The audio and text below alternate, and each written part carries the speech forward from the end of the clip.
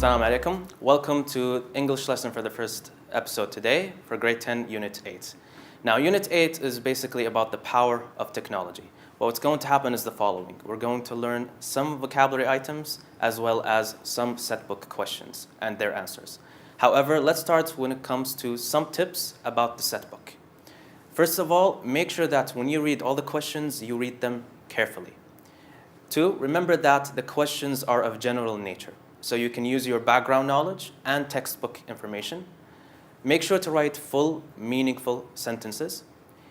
For the second tip, you need to provide 2 causes, reasons, or effects if the question asks so. Pay attention to handwriting and spelling because you don't want to lose some marks from those. Last but not least, revise your answers before you hand in your exam paper.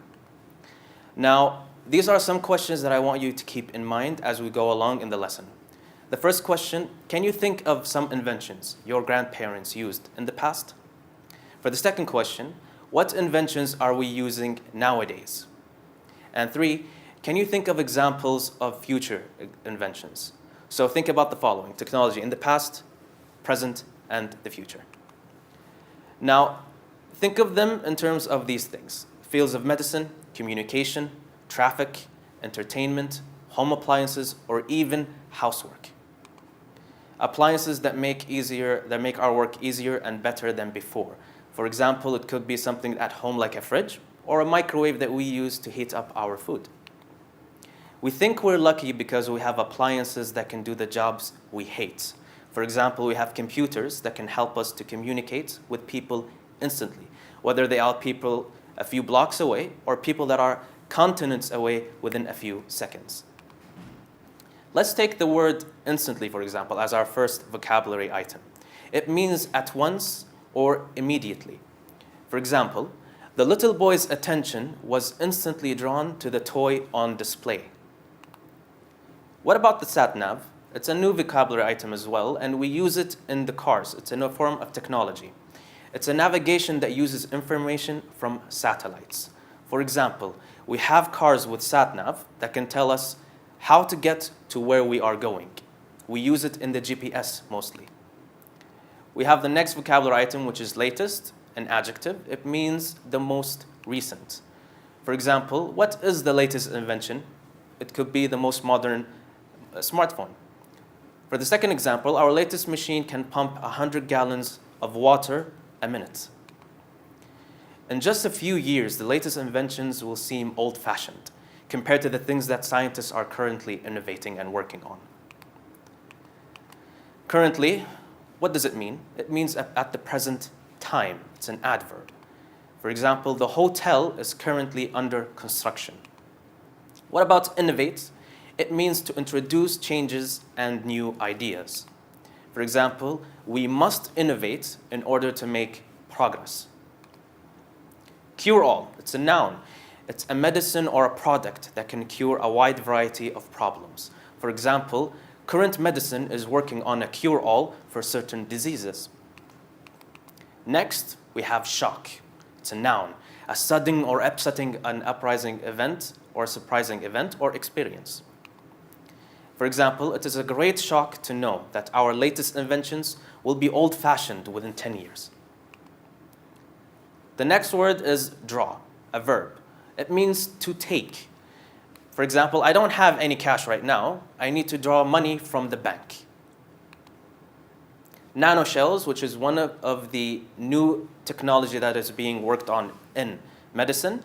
It's an extremely tiny case implanted in the body to fight disease. But what type of disease? Nanoshells will be able to define cancer tumors and destroy them using heat. The next vocabulary item for today is called gold-coated, and it's an adjective. It means covered with gold, just like the car you see on display. There will be changes in medicine. Gold-coated nanoshells are being developed. Now, for the first set book question, how will modern inventions help doctors in the future? Could be with nanoshells. They will cure diseases like cancer, like we said. They will find and destroy cancer tumors inside the human body. Now you have a new vocabulary item here called tumor. What is it? It's a swelling of a part of the body. For example, the man had an operation to remove a tumor, or the tumor had not spread to other areas of the body. Microrobot, it's also one of the new technologies that is being developed by medicine. It's a very tiny robot. For example, within 10 years, researchers will have developed microrobots which can be swallowed.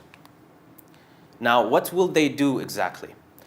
Microrobots will be able to travel through our bodies and repair organs that are not working properly. The next vocabulary item for today is called sophisticated, an adjective. It means developed to a high degree of complexity. For example, mobile phones will continue to get smaller and become more and more sophisticated. Contact lenses, it means a thin plastic lens placed directly on the surface of the eye to correct visual defects. We sometimes use them instead of glasses. For example, we will soon be able to wear an active contact lens which can display our emails and internet web pages. We're finished with the tasks, or we finished with the vocabulary, and we're finished with the setbook questions. Let's see if you can solve these vocabulary tasks. We have the first sentence. Fill in the spaces with the most suitable words from the list below. We have contact lenses, innovate, draw, cure all, and instantly. Sentence number 1. We can now communicate blank with people on the other side of the world. What word are we going to use here? Instantly. Excellent job. Now let's move on to the second sentence. Microsoft's company managed to blank a new operating system.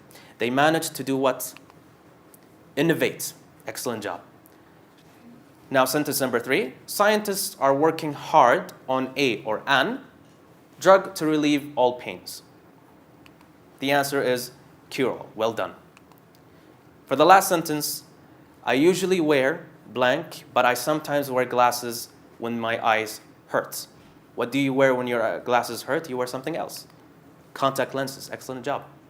Now let's move on. We're finished with the vocabulary test. Let's move on to the next lesson about smart clothes. Let's get into smart clothes, which is some of the form of new technology that are being developed or are available right now. Smart clothes that we use nowadays, either in winter or in summer. Now, these are some questions that I want you to keep in mind. The first question, how can clothes be smart?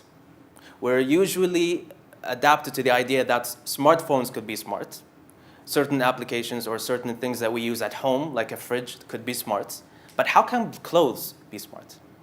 What can or will smart clothes be able to do for the person who wears them? Can you think about that as we go along with the lesson? Great. Now, future robots, that's another thing we're going to learn for today. How will future robots be able to do what they cannot do right now? Think about that as we go through the lesson. What devices do you need to keep your houses cool in summer?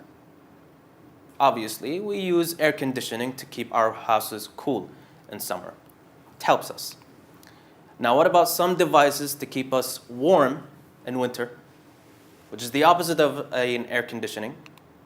Heaters. We need heaters to keep our houses warm in winter. For the next question, what clothes can do for the wearer in the future? What can they do for the wearer in the future?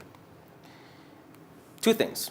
They can control our temperature, keep us cool in summer and warm in winter, as well as they can also save lives by checking a person's heart rate. Can you believe that? Something very developed, something very new. We're not very used to it. Some people need bifocal glasses for distance as well as reading instead of having a separate pair of single vision glasses for each. The underlined word is, like you guessed it, a new vocabulary item. What does bifocal mean? It means having different focal length, one for distant vision and one for near vision. Something to see from afar or something to read up close. The next vocabulary item is frequent. It means happening or doing something often. For example, the art gallery holds frequent exhibitions and concerts every year. The next vocabulary item is instigate. What does it mean? to bring about or initiate an action or event, to start something. For example, computers can help us to instigate new learning technology. The next word is legible, something we always tell you as teachers to keep in mind during exams. Legible means clear enough to read, whether handwriting or print. For example, Maryam's handwriting was neat and legible. We can read it. The next word, obedience. It's something that we hear from our parents mostly when they tell us an order or give us a command. Obedient means obeying commands. For example, students are expected to be quiet and obedient in the classroom. What about patient as a new vocabulary item? What do you think it means? It means able to wait without becoming annoyed or anxious. For example, you'll just have to be patient and wait until I'm off the phone. Reputation is another vocabulary item for today. It means the beliefs or opinions that are generally held about someone or something. For example, the new restaurant has a fine reputation. That means that people are saying good things about this restaurant. Software, it's something we use in technology, mostly computers or smartphones. It's the programs used by a computer. For example, the software enables you to access the internet in seconds. It could be something like an internet surfer or anything else like that. What about spot?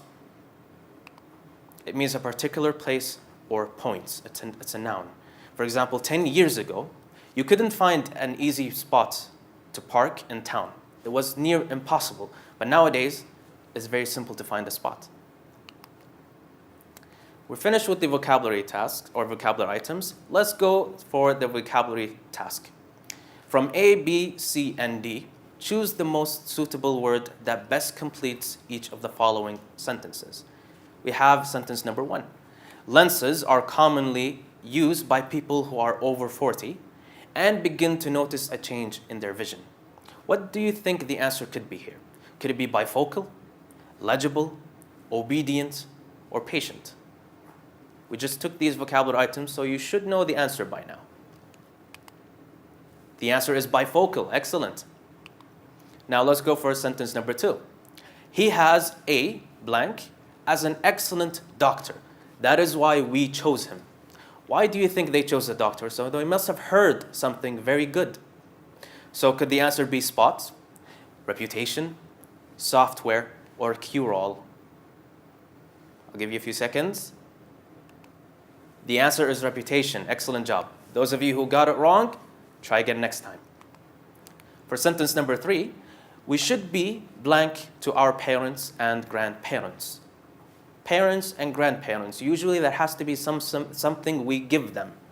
Something we have to be in order to.